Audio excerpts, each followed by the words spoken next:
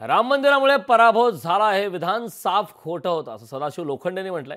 राम मंदिराबाबतच्या त्या विधानावरून सदाशिव लोखंडेंनी आता स्पष्टीकरण दिलंय। राम मंदिराबाबतच्या विधानाचा विपर्यास केला गेलाय। अकोलेत रावण संघटनेने केलेल्या प्रचाराचा फटका बसला असंही सदाशिव लोखंडेंनी म्हटलं।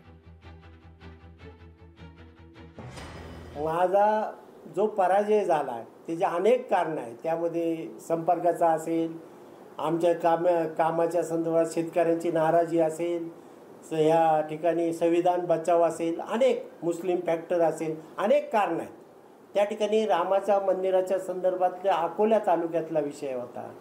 जे रावण संघटना आहे त्या रावण संघटनेने मंदिराला विरोध केला, रामाला विरोध केला आणि म्हणून ती चर्चा जात असताना तो विषय निघाला आणि म्हणून रामाच्या मंदिराला ह्या मतदारसंघामध्ये सर्व राम भक्तांनी मला मतदान केलेलं आहे। त्यामुळे राम भक्ताचा मी आभार मानतो।